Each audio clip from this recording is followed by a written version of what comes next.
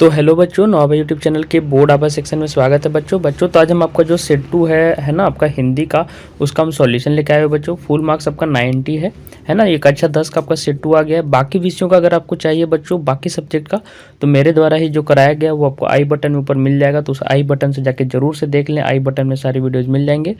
और मैं एक बात और बता दूं बच्चों की, बहुत ही जानकारी, मैं ज़रूरी जानकारी देना चाह रहा था। अब सुन लीजिए कि हमने एक टेलीग्राम ग्रुप बना दिया आपके लिए। उस टेलीग्राम ग्रुप का नाम है बोर्ड आभा, BOARD, बोर्ड लिख लीजिएगा, बोर्ड, फिर स्पेस देके आभा, AABHA है ना, AABHA, और फिर ब्रैकेट देके जैक, JAC, जैक, और बोर्ड, BOARD है ना, BOARD बोर्ड। लास्ट में बता रहा हूँ, BOARD बोर्ड। तो ये नाम लिख के आपको सर्च करना है बच्चों टेलीग्राम ग्रुप में। ऐसे मैंने लिंक दे दिया है, अगर जो बच्चों को लिंक से जुड़ना है, टेलीग्राम ग्रुप का लिंक मैंने दे दिया है। उस लिंक से जाके जल्दी से जुड़ जाए हमारे ग्रुप के साथ। और अगर जो बच्चे लिंक से नहीं जुड़ पा रहे हैं, बहुत सारे बच्चे, तो ये नाम लिख के आप अपने टेलीग्राम ग्रुप में सर्च मारिएगा टेलीग्राम ऐप में, तो आप वहाँ से जुड़ जाएँ। तो चलिए बच्चों, सीधे आपके सॉल्यूशन पर जाते हैं। और अगर अभी तक आपने हमारे चैनल को सब्सक्राइब नहीं किया तो कर लें। नवाबा और बोर्ड आभा दोनों चैनल हैं, दोनों को सब्सक्राइब करके रख लीजिएगा। जितने भी important question paper, important crash course होंगे, सभी को यहाँ पे अपलोड किया जाएगा। चलिए बच्चों, देख लेते हैं यहाँ क्या है। निम्नलिखित गद्यांश को ध्यानपूर्वक पढ़कर उसके ऊपर दिए गए प्रश्न को आपको हल करना है बच्चों। यदि गद्यांश आपको पढ़ना है, भूखा आदमी क्या पाप नहीं करता, क्योंकि अर्थात सभी पाप करते हैं। जो भूखा व्यक्ति होता है वो सभी पाप कर सकते हैं। अच्छा बच्चों, बहुत सारे आप बच्चे आप अपने मतलब कि हमको रिक्वेस्ट कर रहे थे कि सर थोड़ा सा ग्रामर का जो मेरा पोर्शन है, जो हिंदी व्याकरण का, उसको आप ले लीजिए। देखिए बच्चों, अगर मुझे समय मिलता है तो 1-2 दिन के अंदर मैं आपका ग्रामर का 2-3 पोर्शन, इंपॉर्टेंट पोर्शन पूरा करूँगा। जैसे कि एक क्रिया का इंपॉर्टेंट है जो हर साल आ रहा है, क्रिया और वाक्य है ना, ये दोनों मैं लेने वाला हूँ। निकार्थी शब्द और पर्यायवाची शब्द, ये 4 चीज़ मैं लूँगा।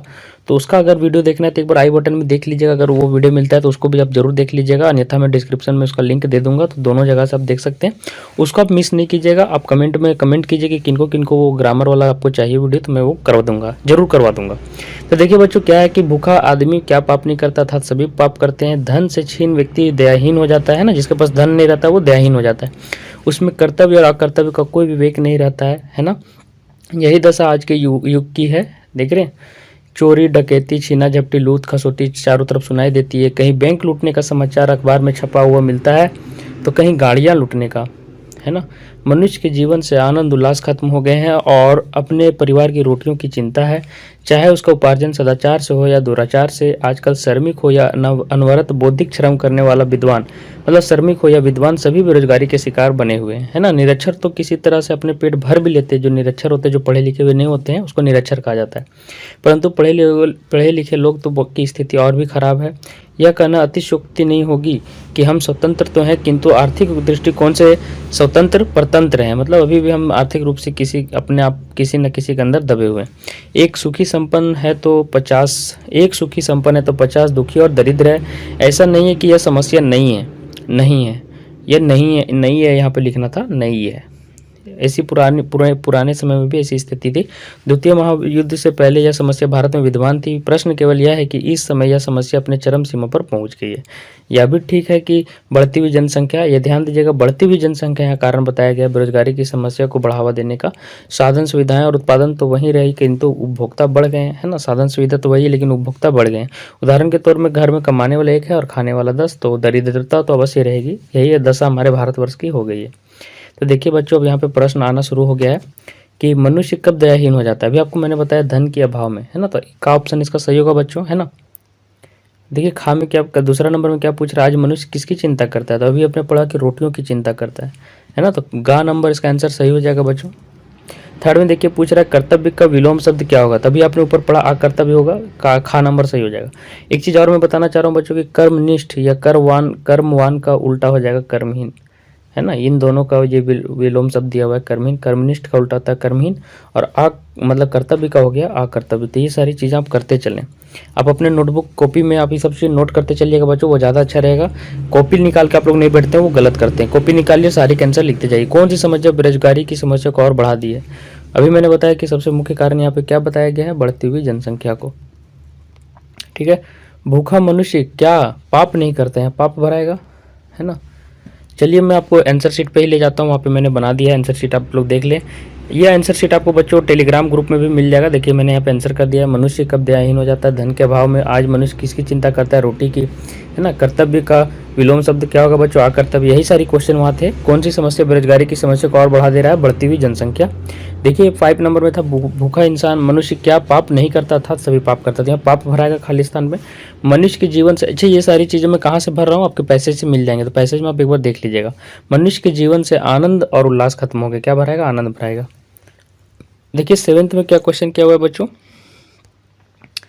7th नंबर में देखिए क्या पूछ रहा है कि दरिद्रता कैसे आती है, मतलब गरीबी कैसे आती है, उपयुक्त गद्यांश के आधार पर बताना है। तो 7वां नंबर क्वेश्चन में आपको गरीबी के बारे में पूछा गया कि गरीबी कैसे आती है, देख रहे हैं, और गद्यांश से पढ़ के आंसर देना। और 8वां नंबर में पूछ रहा है बेरोजगारी को दूर करने के लिए शिक्षा पद्धति में क्या परिवर्तन करने होंगे, जो पढ़ाई वाला लिखाई जो है शिक्षा पद्धति में क्या अंतर होना चाहिए। देखिए 7वां का आंसर मैंने लिख दिया है। लगातार बढ़ती हुई जनसंख्या ने बेरोजगारी की समस्या को बढ़ा दिया है। साधन सुविधाएं और उत्पादन तो वही रहा है, परंतु उपभोक्ता अधिक हो गए हैं, है ना। इसी कारण से घर में कमाने वाला एक है और खाने वाला 10, तो दरिद्रता तो रहेगी ही। इस कारण से दरिद्रता है, मैंने लिख दिया है। और 8वां का आंसर जो लिखना है कि शिक्षा पद्धति में क्या अंतर करने चाहिए, बदलाव करने चाहिए, जिससे कि ये सभी पर मतलब कि अच्छा काम हो सके। तो हमें शिक्षा पद्धति में कुछ व्यापक बदलाव लाने पड़ेंगे। मैंने लिख दिया है। हमें सामान्य साक्षरता के बाद, है ना, व्यावसायिक शिक्षा का व्यापक प्रबंध कराना चाहिए। व्यावसायिक शिक्षा इस प्रकार की होनी चाहिए कि शिक्षा पूरी करने के बाद नवयुवक अपने हाथ में काम करने का आत्मविश्वास संजो सके, है ना, आप में काम करने का क्या हो, कॉन्फिडेंस हो, और आप अपना खुद का छोटा मोटा काम शुरू कर सके। तो ये मैंने 8वां का आंसर आपको बता दिया बच्चों। चलिए 9 नंबर से यहाँ पे देखते हैं बच्चों क्या दिया हुआ है। यहाँ पे एक काव्यांश दिया हुआ है, ऊपर एक कहानी दिया हुआ था, कहानी का था, लेकिन यहाँ काव्यांश मतलब पोयम है। विद्वानों का दल चढ़ आए तो उन्हें देख भयभीत ना होंगे, अब ना रहेंगे दलित दिन हम, कहीं किसी से हीन ना होंगे क्षुद्र, है ना, स्वार्थ की खातिर हम तो कहीं न गृहित कर्म करेंगे, देख रहे हैं, गृहित कम करेंगे। पुण्य भूमि यह भारत माता जग की, हम तो भीख ना लेंगे, मिश्री मधु सेवा फल सारे देती हमको सदा यही है, कदली चावल अन्य विविध और क्षीर सुधा में लुटा रही है। यहाँ पे सारे क्वेश्चंस बहुत ही मतलब कि कंफ्यूजिंग है, देख लीजिएगा आप अच्छे से। किसके आने पर भयभीत ना होंगे बच्चों, तो क्या होगा आंसर? गा विद्वानों का दल चढ़ाने से। अच्छा बच्चों, कवि क्या आशा करता है कि भारत बहुत तरक्की करेगा, भारत में सुख शांति का वास होगा, आपस में हम नहीं झगड़ेंगे, भारत किसी से पद दलित या हीन ना होंगे, है ना। तो देखिए बच्चों यहाँ पे पद दलित का बात भी कहा गया। यहाँ पे देखिए मैं क्या कहना चाह रहा हूँ, यहाँ पे हीन ना होंगे यहाँ पे कहा गया है, देख रहे हैं, पद दलित मतलब दलित भी नहीं रहेंगे। और यहाँ पे धरती भूमि का भी यहाँ पे गान किया गया। देखिए मिश्री मधु मेवा सब देती है ना। तो दोनों तरीके की बात है। तो सिर्फ यहाँ पे ये नहीं होगा कि भारत में पद दलित या हीन ना होंगे, भारत में तरक्की करेगा, भारत तरक्की भी करना चाहिए, ये भी करना चाहिए। तो मेरे हिसाब से खा नंबर ज़्यादा सही रहेगा। ऐसे आप घा नंबर भी मार सकते हैं, लेकिन ज़्यादा सही रहेगा खा नंबर। भारत में सुख और शांति का वास होगा, ठीक है। भारत माता हमें क्या देती है बच्चों, यहाँ पर फिर से एक प्रश्न है ना। तो भारत माता हमें क्या देती है? खाने के सभी सामान देती है, ये भी आंसर मार सकते हैं, और जीवन भी मान सकते हैं, है ना। भारत माता हमें क्या देती है? जीवन भी देती है। जीवन में सभी आ जाएंगे, इस खाने पीने की सारी सामग्री आ गई, साथ में आपका घर वर सब आ गया, और रात में सिद्ध में साथ में आपका सभी चीज़ आ जाता है। तो मेरे हिसाब से जीवन सही होगा, जीवन मारिएगा आप। सुधा का क्या अर्थ होता है बच्चों? सुधा का अर्थ अमृत होता है ना, ये याद रखिएगा। तो देखिए मैंने यहाँ पे इसका आंसर मार दिया। देखिए बच्चों काव्यांश बहुत ही अच्छे कंफ्यूजिंग होते हैं कि इसका आंसर आपको अच्छे से मारना होगा। तो देखिए मैंने 9 नंबर का बना दिया, किसका आने पर भयभीत ना होंगे? विद्वानों के दल चढ़ आने से। इन सभी का आंसर मैंने मार दिया। देखिए भारत में सुख और शांति का वास होगा, खा आंसर होगा, है ना, जैसे मैंने खा का बताया। और 11 नंबर में मैंने बताया कि जीवन ज़्यादा सही रहेगा, है ना, खाने की सभी सामान तो है ही, साथ में जीवन ज़्यादा अच्छा रहेगा। और सुधा का अर्थ क्या होता है बच्चों? अमृत होता है, ठीक है। सुधा का अर्थ क्या होगा? अमृत होगा। अब देखिए बच्चों खाली स्थान जो था 13 नंबर में, उसमें क्या भराएगा? क्षुद्र स्वार्थ के खातिर हम गृहित कर्म नहीं करेंगे, गृहित भराएगा। और 14 में फिर आपको भरना था, भारत माता अन्य विविध और क्षीर सुधा में लुटा रही है, ठीक है। तो क्षीर यहाँ पे भराएगा। चलिए हम आपको क्वेश्चन पेपर पे ले जाते हैं। तो मैंने बता दिया कि यहाँ पे गृहित भराएगा और यहाँ पे क्षीर होगा। क्षीर यहाँ पे देखिए क्यों भराएगा, यहाँ पे क्षीर देखिए यहाँ से भरेंगे आप कि अन्य विविध और क्षीर सुधा में लुटा रही है। और अगला देखिए बच्चों, प्रश्न क्या पूछा गया है कि भारतवासी गर्हित या निंदनीय कार्य किसके खातिर नहीं करेंगे, भारत माता हमें क्या क्या देती है, 2 नंबर का है। और इस काव्यांश में कवि भारत माता को क्या कहना चाह रहा है, ये प्रश्न आपको किया गया है। तो देखिए मैंने यहाँ पे दोनों का आंसर लिख दिया कि भारतवासी अपने क्षुद्र स्वार्थ के लिए गर्हित कर्म नहीं करेंगे, गलत काम है ना। भारत माता हमें मिश्री मधु मेवा फल सारी चीज़ें देती है, देख रही है, मैंने आंसर लिख दिया। और 16वां का आंसर लिख दिया, इस काव्यांश में कवि भारत माता से कह रहे हैं कि हम लोग क्षुद्र स्वार्थ के लिए गिरे हुए गलत काम नहीं करेंगे, बल्कि सारे विघ्न और बाधाओं से पार पाके अपने दलित और हीन होने के भाव को मिटा देंगे। और इसके लिए हम किसी से भीख या मदद की गुहार ना लगा के हम आपकी मिट्टी या काया का आशीर्वाद पाकर मेहनत करके पाएंगे। तो ये मैंने आंसर लिख दिया बच्चों, बहुत ही अच्छे तरीके से लिखा है। इनको आप नोट करना चाहेंगे तो नोट कर ले अपने कॉपी में। चलिए बच्चों उसका आगे चलते हैं। अब देखिए यहाँ पे आ गया है, कौन सा आ गया बच्चों, आपका व्यवहारिक व्याकरण आ गया है। तो व्याकरण में बहुत सारे बच्चे मुझे बोल रहे हैं कि सर क्रिया का आप लिखा दीजिए, आप बहुत अच्छे से समझा देते हैं। तो इसी तरह से अगर आप ये वाला पाठ करवा दीजिएगा क्रिया और वाक्य, तो हमारे लिए बहुत अच्छा रहेगा। बहुत सारे बच्चों ने ऐसा लिखा है कि आप पढ़ा दीजिएगा तो अच्छा रहेगा। तो क्रिया और वाक्य मैं लेने वाला हूं, तो उसका अगर देखना है वीडियो तो आई बटन में मिल जाएगा। अगर आप वो कमेंट में मुझे ज़रूर मतलब रिक्वेस्ट कीजिएगा, अगर ज़्यादा रिक्वेस्ट आएगा तो मैं ज़रूर क्रिया और वाक्य पर ज़रूर बना दूंगा। अगर वैसा रिक्वेस्ट आया तो आप रिक्वेस्ट कीजिए, और अगर आ जाता है मैं बना देता हूँ तो आई बटन में वो वीडियो धीरे से मिल जाएगा। तो देखिए मैं समय के साथ हो सकता हूँ जरूर डाल दूंगा। नरेश पत्र लिखता है क्रिया का भेद लिखना है बच्चों, है ना। तो ये कौन सा भेद होगा बच्चों, ये कि यहाँ पे क्या लिखता है, प्रश्न उठना चाहिए क्या लिखता है। तो क्या लिखता है, पत्र लिखता है। तो यहाँ पे पत्र है ना। तो ये सकर्मक क्रिया होगा बच्चों, पकड़ने का तरीका है। खा आंसर सही होगा। किशन बहुत तेज दौड़ रहा है, क्या दौड़ रहा है पता नहीं बच्चों, है ना। तो क्या होगा बच्चों, अकर्मक होगा, का ऑप्शन इसका सही होगा। दिनेश ने खाना खिलवाया, वाक्य में क्रियापद क्या होगा बच्चों, खिलवाया होगा, का ऑप्शन सही होगा। जब सभा समाप्त हुई तो सब लोग उठकर चले गए, कौन सा वाक्य बच्चों, है ना। तो 20वां नंबर का कौन सा ऑप्शन सही होगा बच्चों, मिश्र वाक्य है ना। तो मिश्र इसका आंसर सही होगा, तो लगा हुआ है। मैं उसका जन्म स्थान नहीं जानता, 21 का आंसर क्या होगा बच्चों, 21 का आंसर होगा सरल, ये सरल वाक्य है। उसने कहा कि लगा हुआ है बच्चों, है ना। तो 22 का आंसर क्या होगा, 22 का आंसर होगा मिश्र वाक्य।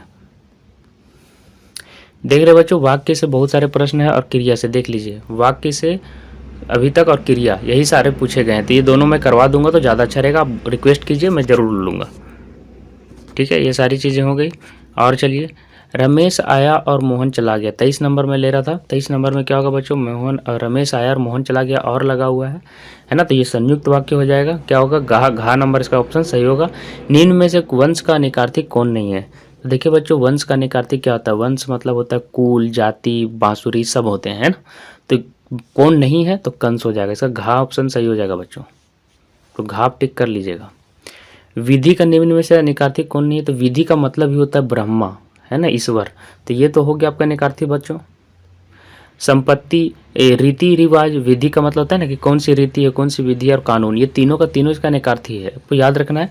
अनिकार्थी का मैं एक वीडियो लेना चाहता हूँ बच्चों, अगर आप चाहेंगे तो आप कमेंट करें, मैं इसका भी वीडियो लूँगा। ग्रामर का जो आप कंप्लीट करवाना चाहते हैं मेरे से, आप जरूर कमेंट कीजिए। तो इसका आंसर का सही होगा, संपत्ति इसका आंसर नहीं होगा, है ना। अब देखिए पूछ रहा है कि नाक का निकार्थी शब्द क्या होगा। तो नाक का आपको पता होगा संस्कृत में नासिका बोलते, तो वही इसका निकार्थी शब्द हो जाएगा। तो खा ऑप्शन आपका सही हो जाएगा। अब देखिए बच्चों, यहाँ पे अव्यय से पूर्ति करना था कि आंधी आई, ब्लैंक दिया हुआ है, पानी बरसा, है ना। उसने कहा ब्लैंक मैं कल आऊँगा, आपने स्नान किया, ब्लैंक नहीं किया, और मैंने बहुत समझाया, ब्लैंक उस पर कोई असर ना हुआ, मैं घर जाऊँगा, ब्लैंक आराम कर सकूँ, राम बीमार है, ब्लैंक वह ना आ सका।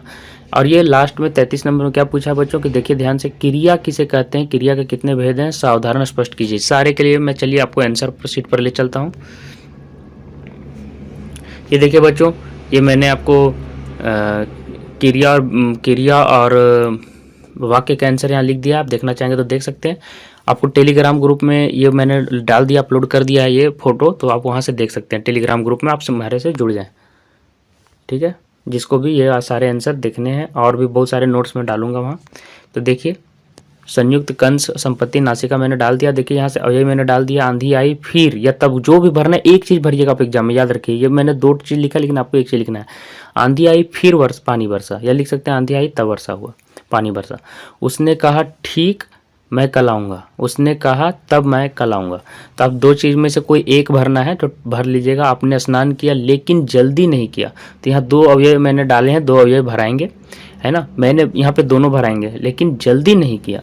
मैंने बहुत समझाया फिर भी उस पर कोई असर ना हुआ। मैं घर जाऊंगा ताकि स्नान आराम कर सकूं, और बेराम बीमार था इसलिए वह ना आ सका। तो मैंने बता दिया बच्चों। और क्रिया का देखिए मैंने यहाँ पे आपका डेफिनेशन भी लिख दिया है, परिभाषा जिसको बोलते हैं। जिन शब्दों से कार्य संपन्न होने और कोई कार्य वर्तमान में संपन्न हो रहा है या चल रहा है आदि का बोध कराने वाला शब्द को क्या कहते हैं? क्रिया।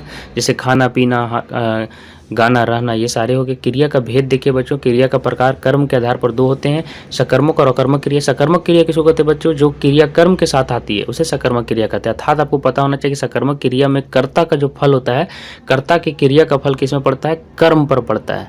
तो कर्म आपको याद रखना है कि इसमें कर्म होता है। तो जैसे राम फल खाता है, राम क्या खाता है? फल। तो यहाँ पे फल क्या है? कर्म है। राम करता है और ये कर्म क्रिया है और कर्म फल है। उसी तरह से अकर्मक क्रिया के लिए भी आप लिख सकते हैं बच्चों कि अकर्मक क्रिया में क्रिया के साथ कर्म अनुपस्थित होता है, ये लिखिएगा।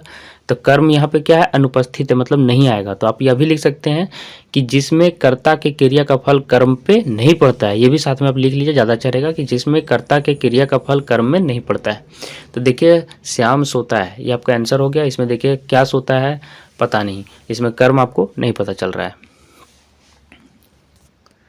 तो ये मैंने देखिए बच्चों आपको मतलब कि मैंने आपको करा दिया है व्याकरण का भी पूरा। अब देखिए ये यहाँ पे पूछा गया है, तो ये वाला क्वेश्चन मैं आपको करवा दे रहा हूँ। तो ये वाला गद्यांश आप पढ़ लीजिए, इंपॉर्टेंट है, आपका बाल गोविंद भगत से आया हुआ है चैप्टर से। तो इस गद्यांश का लेखक कौन है बच्चों? तो आपको पता होगा रामवृक्ष बेनीपुर है। पतहू ने रो रो कर क्या कहा? तो पतहू ने रो रो कर क्या कहा था बच्चों? कि यहाँ देखिए कि रो रो कर कहती है कि मैं चली जाऊँगी। मैं कहाँ चली जाऊँगी? वो कहती है कि अगर मैं चली जाऊंगी तो आपको बुढ़ापे में कौन, आपको पता होगा कि यहाँ पे जो गोविंद भगत थे वो 60 के वर्ष से भी ऊपर के आदमी थे, है ना। तो वो बूढ़ा थे। तो देखिए क्या बोल रही है, मैं चली जाऊंगी। आप हिंदी किताब पूरा बढ़िया से पढ़ लीजिए।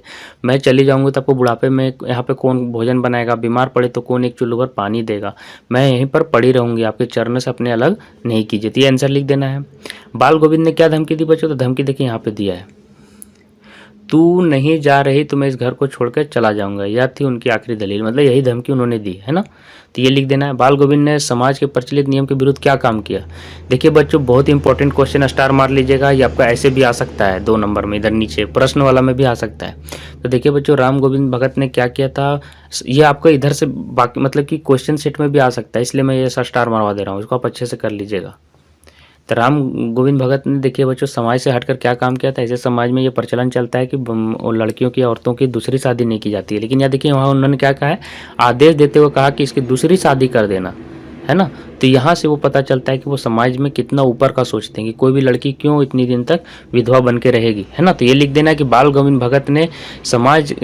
ने समाज के प्रचलित नियम के विरुद्ध यह कहा कि उसकी पतोहू का दूसरा विवाह कर दिया जाए, ये आपको लिखना है ना। और उसने यही काम किया कि वह उसे जबरन वहाँ से भगा दिया ताकि उसकी दूसरी शादी हो सके और वो अच्छा जीवन व्यतीत कर सके। तो ये आपको लिख देना है। अब ये सारे प्रश्न देखिए बच्चों आपको खुद लिखने चाहिए, ये आपके अपने ड्यूटी की काम है। ये नहीं कि सर ये आपने नहीं करवाया, ये सारी चीज़ें आपको अपने खुद करनी चाहिए, है ना। ये आपको किताब की चीज़ें हैं, तो आप पढ़िए और इनका आंसर अच्छे से लिखिए। और चलिए मैं आगे क्या करा देता हूँ, मैं बता देता हूँ। ये देखिए यहाँ पे पूछा गया दंतुरित मुस्कान का, तो यह दंतुरित मुस्कान वाला आपको पता होगा बच्चा वाला चैप्टर है। कवि किसके थकने की बात कर रहा है? तो यहाँ पे शिशु का होगा, किससे बात कर रहा है ना, तक शिशु से बात कर रहा है। तो ये वाला चैप्टर भी आप कर लीजिएगा, दंतुरित मुस्कान, जिसमें बच्चे का 2-3 दांत दिख रहा है और हंस रहा है ना, तो वो वाला आंसर है। और देखिए बच्चों यहाँ से मैं रचना लेखन का मैं पाठ करवा दे रहा हूँ, ये बहुत इंपॉर्टेंट है, स्टार मार्क लीजिए, ज़्यादा नंबर वाला आता है। यहाँ से देखिए 5 नंबर का आपका एक निबंध है और 5 नंबर का आपका एक प्रार्थना पत्र है। तो देखिए मैं मेरे जीवन का लक्ष्य का जो होगा बच्चों, मैं निबंध वो मैं दिखा दे रहा हूँ, आप देख लीजिए और उसको लिख लीजिएगा।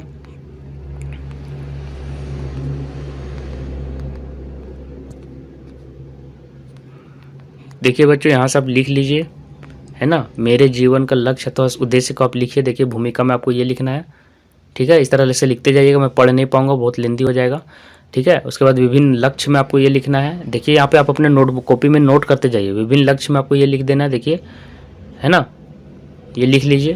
और उसके बाद देखिए विभिन्न लक्ष्य के बाद क्या लिखना है, विभिन्न लक्ष्य आपने लिख लिया है ना। उसके बाद मेरे लक्ष्य का महत्व में ये लिख देना है, देखिए लिख लीजिए, है ना। उसके बाद ये लिखना है बच्चों, देखिए। और ये लाइन लिखने के बाद आप रोक रोक के वीडियो लिख सकते हैं, ठीक है, यहाँ से लिख सकते हैं, ठीक है। फिर यहाँ से लिखिए और उसके बाद ये लिखिए बच्चों, है ना। और उपसंहार जो आपका अंतिम होता है बच्चों उसको लिख लीजिए, उपसंहार यहाँ पे है ना। तो चलिए बच्चों, एक आपको मैंने बता दिया कि मेरे जीवन का लक्ष्य कैसे लिखना। और चलिए अब मैं एक और बता देता हूँ जो इम्पोर्टेंट है, समाचार पत्र का महत्व। ये भी बहुत इंपॉर्टेंट है बच्चों। तो चलिए समाचार पत्र पर मैं बता देता हूँ कैसे लिख देना है। ये देखिए, समाचार पत्र पर निबंध आपको ऐसे लिखना है बच्चों। लिखिएगा, समाचार तो बहुत ही शक्तिशाली यंत्र है, तो इतना दूर लिख लीजिए।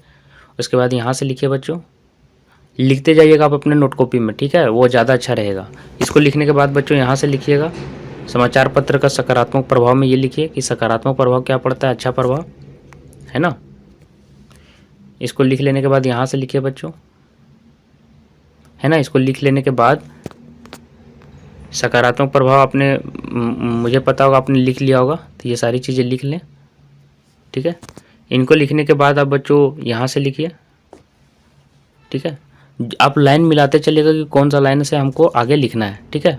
समाचार पत्र से होने वाले लाभ में ये लिख लीजिए बच्चों, लाइन बाय लाइन मिला के लिखते जाइए आप। समाचार पत्र से होने वाले लाभ में आगे मैं बता रहा हूँ, वहीं से आगे ये आप लिख लीजिए, लिख लीजिए ये वाले। उसके बाद देखिए, समाचार पत्रों से हानि में आपको क्या लिखना है बच्चों, ये देखिए, समाचार पत्र से हानि भी लिखना है ना। फिर आगे ये लिखिए। और उसके बाद देखिए बच्चों, निष्कर्ष में आपको ये लिख देना है, ठीक है। निष्कर्ष में ये लिख लेना है, बहुत इंपॉर्टेंट है, लिख दीजिएगा इसका आपको, इन सबको लिखते जाइएगा, है ना।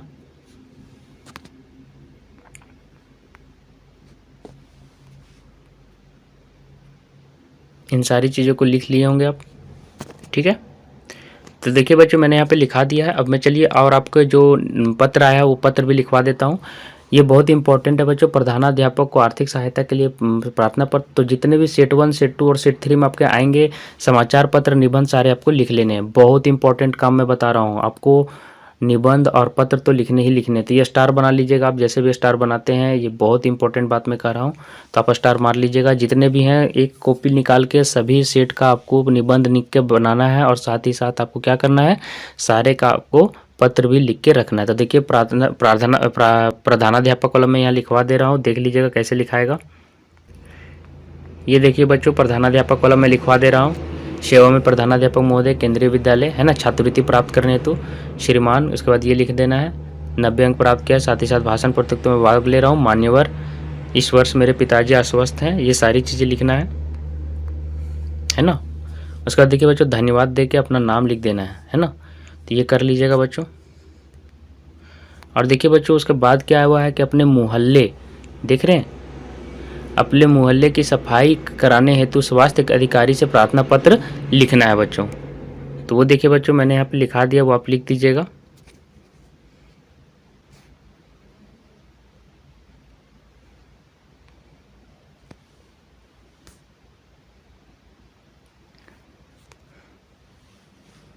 ये आप लिख लीजिएगा बच्चों। देखिए थोड़ा सा ये टेढ़ा हो गया बच्चों, तो कोई दिक्कत नहीं, आप थोड़ा सा अपने मोबाइल फ़ोन को टेढ़ा करके आप लिख सकते हैं, तो लिख लीजिए इसको, ठीक है। ये देखिए मैंने लिख दिया है, तो आप देख के लिख सकते होंगे, तो आप इसको लिख लीजिएगा बच्चों, है ना। देखिए एक बार फिर से मैं दिखा दे रहा हूँ, तो इसको आप लिख लीजिएगा बच्चों। तो देखिए बच्चों, जितना भी जरूरी था मैंने करवा दिया है। चाय विक्रेता हेतु विज्ञापन लिखना है ना। छात्रों में खेल के प्रति रुचि बढ़ाने के लिए लगभग 50 शब्दों में एक विज्ञापन तैयार करना है। तो इन सारी चीज़ों को कीजिएगा। अगर और बाकी जो मतलब कि मैंने कहा कि आपको जिसको ग्रामर का चाहिए मतलब वीडियो, वो ज़रूर से आप कमेंट करें। और बच्चों बाकी विषयों का आप देख लीजिए, आई बटन में बाकी विषयों का भी देखना जरूरी है, सभी का सेट करते जाना जरूरी है। और आप हमारे दोनों चैनल नवाभर बोर्ड आभा को सब्सक्राइब कर लीजिए बच्चों। आपके आने वाले आगामी एग्जाम के लिए बच्चों ढेर सारी शुभकामनाएं। धन्यवाद।